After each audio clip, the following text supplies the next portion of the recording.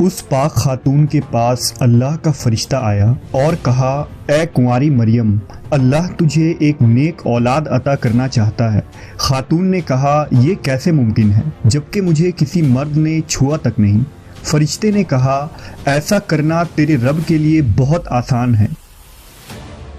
وہ نیک اور پارسا خاتون کون تھی جو قیامت تک پاک دامنی کی مثال بن گئی؟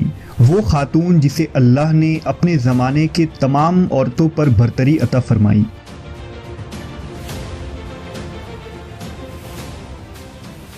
حضرت بی بی مریم علیہ السلام کے والد کا نام عمران اور والدہ کا نام حنہ تھا۔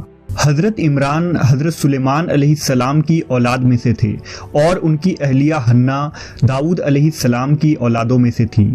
حضرت عمران بنی اسرائیل میں بڑے عابد، زاہد اور عالم تھے، اس لیے مسجد اقصی کی امامت لوگوں نے آپ کے سپرد کی ہوئی تھی۔ حضرت حنہ کے ہاں اولاد نہ تھی۔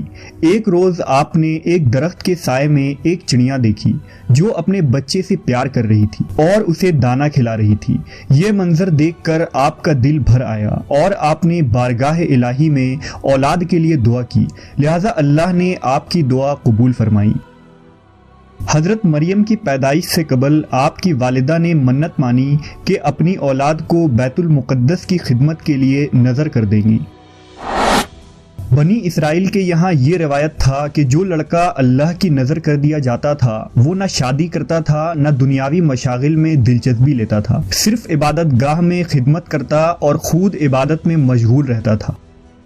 لہٰذا حنہ نے اللہ سے بیٹے کے لیے دعا کی تھی، لیکن ان کے ہاں بیٹے کے بجائے بیٹی کی پیدائش ہوئی۔ حضرت حنہ نے لڑکی کا نام مریم رکھا۔ سریانی زبان میں مریم کے معنی خادم کے ہیں۔ چونکہ آپ مسجد اقصی کی خدمت کے لیے وقف کر دی گئی تھی، اس لیے یہ نام موزوں سمجھا گیا۔ حضرت مریم کی ولادت سے قبل ہی آپ کے والد وفات پا گئے، اس لیے حنہ نے ولادت کے بعد آپ کو ایک کپڑے میں لپیٹ کر بیت المقدس کے علماء کے سامنے پیش کر دیا تاکہ وہ انہیں اپنی کفالت میں لے لیں۔ جب حضرت مریم بیت المقدس میں لائی گئیں تو مجاوروں کے درمیان اختلاف پیدا ہو گیا۔ ہر کوئی خود کو آپ کا زیادہ حقدار سمجھتا تھا۔ پھر یہ فیصلہ ہوا کہ مجاورین وہ قلم جن سے وہ توریت لکھتے ہیں پانی میں چھوڑ دیں۔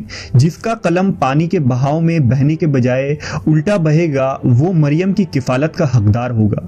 اس مقابلے میں حضرت زکریہ علیہ السلام بھی شامل تھے۔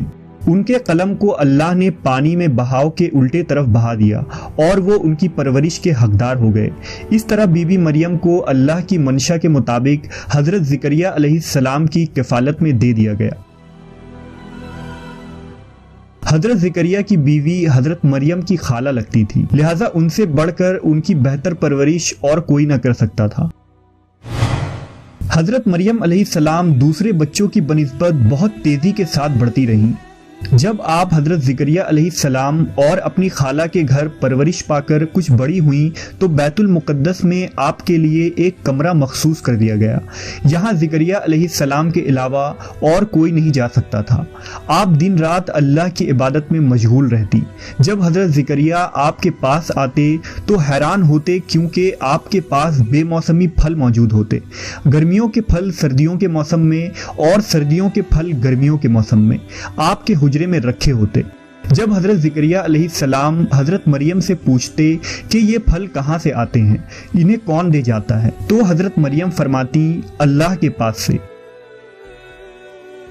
اللہ نے بی بی مریم کو پسندیدہ اور مومنہ بندی میں شمار کیا تھا، جیسا کہ سورہ آل عمران میں ارشاد ہوا، اور جب فرشتوں نے کہا، اے مریم، بے شک اللہ نے چن لیا ہے تمہیں اور خوب پاک کر دیا ہے اور پسند کیا ہے تمہیں سارے جہان کی عورتوں سے، اے مریم خلوص سے عبادت کرتی رہو اپنے رب کی اور سجدہ اور رکوع کرنے والوں کے ساتھ۔ بی بی مریم جس مقصد کے لیے چنی گئی تھی وہ ابھی باقی تھا۔ آپ دن رات اللہ رب العزت کی عبادت اور ریاضت میں مشغول رہتی تھی، یہاں تک کہ بنی اسرائیل میں یہ مشہور ہو گیا کہ بی بی مریم نہایت ہی عبادت گزار، پاکیزہ اور متقی خاتون ہیں، اور لوگ آپ کا بہت عزت و احترام کرنے لگے۔ پھر وہ وقت آیا جب جبرائیل علیہ السلام حضرت مریم کے پاس تشریف لائے۔ بی بی مریم ایک غیر مرد کو اپنے حجرے میں دیکھ کر پریشان ہو گئیں۔ حضرت جبرائیل آپ کے پاس انسانی شکل میں تشریف لائے تھے۔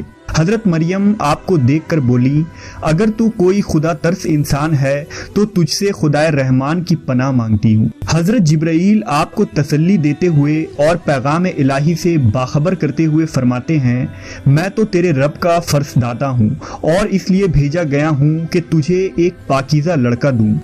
کنواری مریم حیران ہو کر فرماتی ہیں، میرے ہاں لڑکا کیسے ہوگا جبکہ مجھے کسی آدمی نے چھوا تک نہیں اور نہ میں کوئی بدکار عورت ہوں۔ حضرت جبرائیل نے کہا، ایسا ہی ہوگا، تیرا رب فرماتا ہے کہ ایسا کرنا میرے لیے بہت آسان ہے، اور ہم ایسا اس لیے کریں گے کہ اس لڑکے کو لوگوں کے لیے ایک نشانی بنائیں اور اپنی طرف سے ایک رحمت، اور یہ کام ہو کر رہنا ہے۔ حضرت جبرائیل نے بی بی مریم کے گریبان میں پھونک مار دی، جس سے آپ کا حمل ٹھہر گیا۔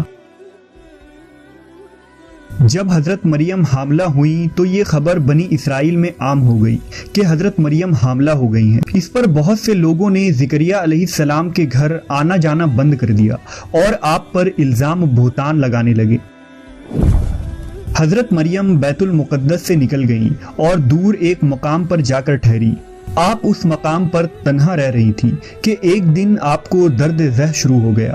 آپ نے ایک درخت کا سہارا لیا اور تنے کو پکڑ کر نیچے بیٹھ گئیں۔ آپ جس درخت کے پاس بیٹھی تھیں وہ ایک خشک درخت تھا۔ جب آپ اس درخت کو ہلاتی تو معجزے سے وہ درخت سرسبز ہو کر پھل دیتا تھا۔ حضرت مریم درد سے بے چین تھیں، بدنامی کا خیال تھا۔ آخر گھبرا کر کہنے لگیں کہ کاش میں پہلے مر گئی ہوتی اور بھولی بسری ہو گئی ہوتی۔ اس مشکل وقت میں اللہ نے حضرت مریم کے قدموں کے قریب ایک نہر جاری کر دیا۔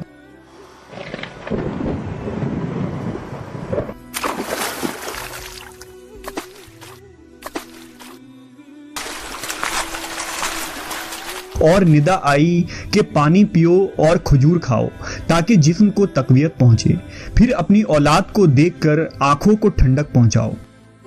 اسی عالم میں حضرت عیسیٰ علیہ السلام کی پیدائش ہو گئی۔ آپ اپنے بیٹے کو لے کر قوم کے پاس آئیں۔ قوم کے لوگ آپ کے گود میں بچہ دیکھ کر غضبناک ہو گئے اور الزام لگانا شروع کر دیا۔ ہر طرف سے لوگ تانا دے رہے تھے۔ حالت زار تنگ ہو گئی۔ تب مریم علیہ السلام نے بچے کی طرف اشارہ کرتے ہوئے کہا کہ اس بچے سے بات کر لو، تمہیں تمہارے سارے سوالات کے جواب مل جائیں گے۔ سرکش لوگوں نے کہا، بھلا یہ دودھ پیتا بچہ ہمارے سوال کا جواب کیسے دے گا؟ اچانک عیسیٰ علیہ السلام نے بولنا شروع کر دیا۔ بچے نے کہا، بے شک میں اللہ کا بندہ ہوں، مجھے اس نے کتاب دی ہے اور مجھے نبی بنایا ہے اور مجھے بابرکت بنایا ہے جہاں کہیں ہوں، اور مجھے نماز اور زکوٰۃ کی وصیت کی ہے جب تک میں زندہ ہوں، اور اپنی ماں کے ساتھ نیکی کرنے والا، اور مجھے سرکش بدبخت نہیں بنایا، اور مجھ پر سلام ہے جس دن میں پیدا ہوا اور جس دن مروں گا اور جس دن زندہ کر کے اٹھایا جاؤں گا۔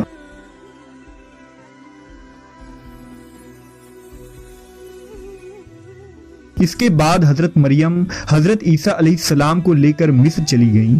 جب حضرت عیسیٰ علیہ السلام کی عمر مبارک 13 سال ہوئی تو بیت المقدس واپس آ گئیں۔ روایتوں میں حضرت مریم علیہ السلام کی تاریخ وفات 35 عیسوی اور آپ کی عمر 51 سال لکھا گیا ہے۔ اسلام کے علاوہ کیتھولک اور آرتھوڈاکس عیسائی بھی حضرت مریم علیہ السلام کو نہایت ہی عقیدت و احترام کی نگاہ سے دیکھتے ہیں، اور آپ وہ واحد خاتون ہیں جن کا نام قرآن مجید میں درج ہے اور بائبل کے پرانے عہد نامے میں بھی موجود ہے۔ حضرت عائشہ سے روایت ہے کہ نبی صلی اللہ علیہ وسلم نے فرمایا، اللہ نے مجھے خبر دی ہے کہ جنت میں میرا نکاح مریم بنت عمران، موسیٰ کی بہن کلثوم اور فرعون کی عورت آسیہ سے ہوگا۔